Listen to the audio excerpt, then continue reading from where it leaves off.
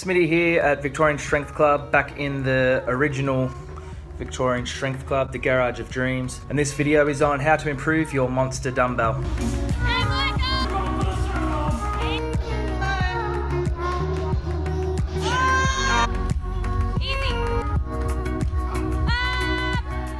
Being great at the dumbbell is really handy because a lot of people are really shit at it. So this video isn't going to be a how-to video going into too much depth with the monster dumbbell as far as technique. Instead, what I wanted to go over is the best accessory work, some different type of movements that you can do to strengthen your dumbbell pressing, and equipment that you can use to wear in order to lift more weight. I'll explain a few of the different techniques and ways that might suit you, but you're gonna have to get under the dumbbell and give it a lot of practice in order to figure out the best way that suits your leverages and your strengths and weaknesses. Warming up for the dumbbell, we like to try and get the shoulders engaged. I do a few single arm presses, normally with a kettlebell turned upside down, holding my belly for stability.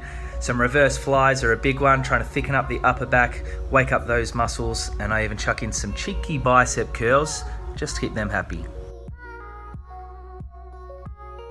Now, like I said, I'm not going to go over technique too much in this video, but if you go into the right shoulder, you'll put your right hand over first, left hand on top, you'll clean the dumbbell, and then you'll use your free hand, in this case my left hand, to adjust to make sure that dumbbell is sitting in the right spot. Then put the hand away, dip down, and then press overhead.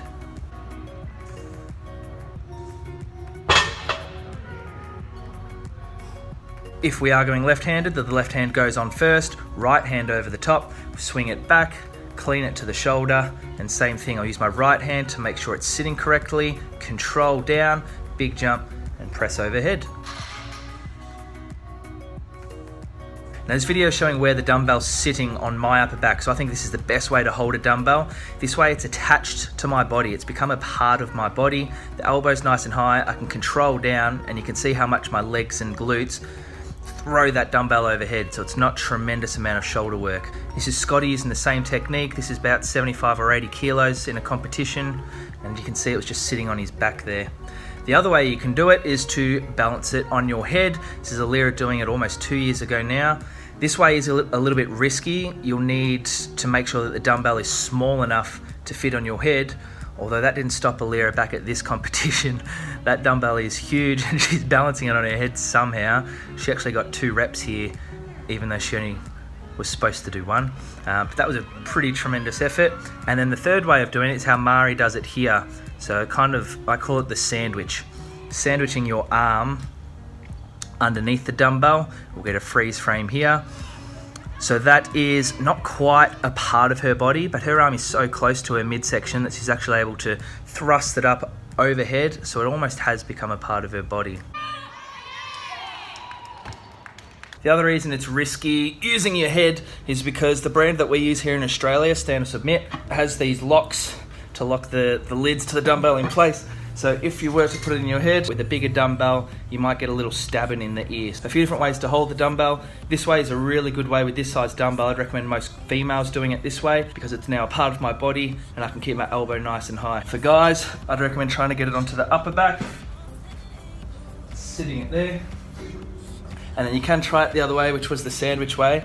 For me, that even hurts just holding it here. The way Mari had it though, the angle of her arm here was a lot further down, but the dumbbell was still over her body. This would be an okay way of doing it, even though my forearm isn't underneath the dumbbell, so I've got nothing pressing up underneath it. It's more or less attached to my body, and I can use my legs a lot more. If I'm holding it out here like this, I'm already nearly tipping over. I'm gonna dip down, and this is like 30% of my max, and it's almost falling off my shoulder already. I'm sweating. That actually made me a bit sweaty. One question I get asked regularly is, should I use my dominant hand or my dominant arm just as much as my non-dominant? And the answer is yes, you definitely want to train both sides. This becomes really important in competition if the weight is light enough. This is back at Vic's 2017. You can see me switching from the right to the left there in a 60-second AMRAP. If the weight is light enough that you can switch shoulders, that's going to be a huge advantage and a tactic that you can use to get more reps. Once your dominant side has started to fatigue, you can switch over to the other side and get at least a rep or 2 out on that side. Equipment checklist. You can use a hard or a soft belt for this event. I've never found that a hard belt hurts too much, and a soft belt will do fine as well. It really depends on personal preference. Elbow sleeves are going to help a lot. They allow you to train with a little bit more volume without hurting your elbows. And if you get ones that are tight enough and springy enough, they can actually help to maybe lock out just an extra kilo or two. Wrist wraps, really great for stability in the wrists. And depending on where you hold the dumbbell, sometimes the dumbbell can actually be resting on the wrist wrap if you let it sit low enough. If I sit it down here like this, if there's a fair bit of weight in there, I was trying to hold it up even higher, that can dig into the wrist. So you can actually wear your wrist wraps a little bit looser than you'd like, so that it goes down a bit further, and it can protect your wrist in that way too. This is me fully equipped back in training last October or so. Some Olympic lifting shoes can help, some knee sleeves, and I've even got a grip shirt on in this video.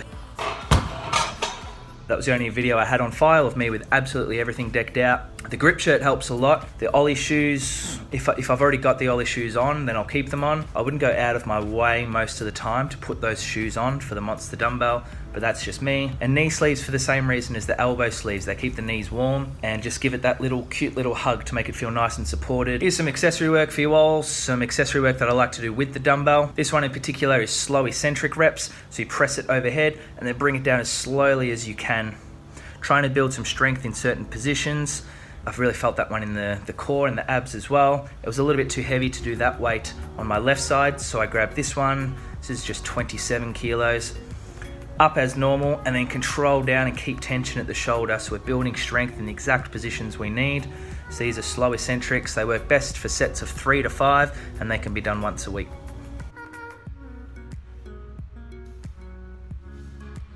This is another great one to do in the warm-ups, and it's just barbell pressing.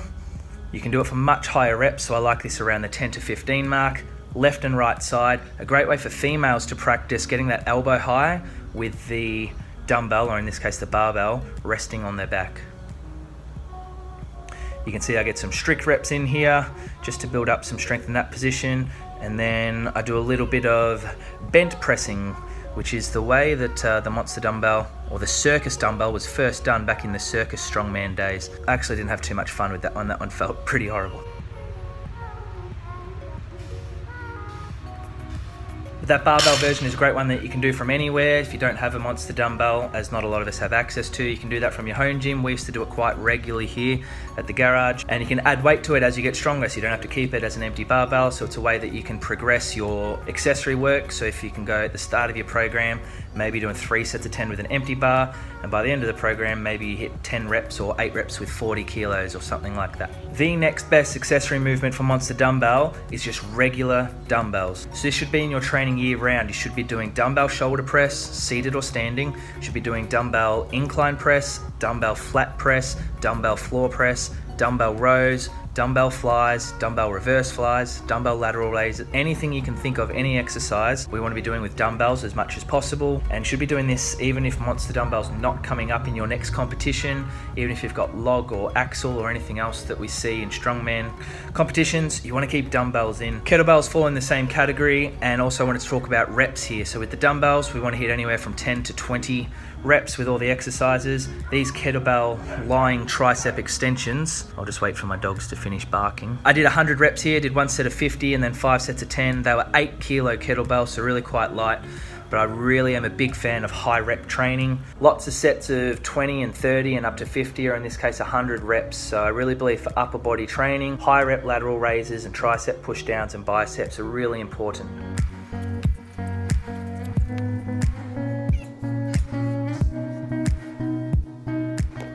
Ending the session how I started, so we're back to the reverse flies, and then we stand up to get a little bit of momentum and get some forced reps out.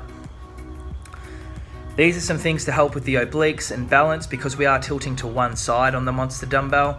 So I think it would be called like a kettlebell waiter walk, I think they're called, but walking overhead steadily, and then a suitcase carry, which is a one-handed farmer's carry on the return. Some twists and turns, and just trying to stretch those obliques and strengthen them. I really noticed, and you can see in this video, I can stretch a lot further to one side than the other. So that's something I'd really like to work on moving forward.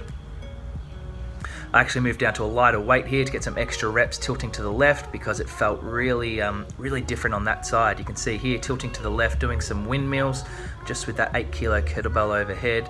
And then I go to the other side and it was just a lot better. I can go down a lot further and it didn't really hurt too much. So that's something that I can fix up, and that'll have a direct carryover to my monster dumbbell, and then maybe my overall balance for things like yoke and log press as well. Last and final point is have fun. While I was filming this video, Rich was telling a really good fart story about someone that he coaches, and it cracked me up, and it just reminded me to say that when we're training for comps or training for anything, the end goal is still to have fun, so make sure you're having fun. Any questions about the monster dumbbell, let me know. If this was helpful at all, please let me know, and I'll talk to you guys soon.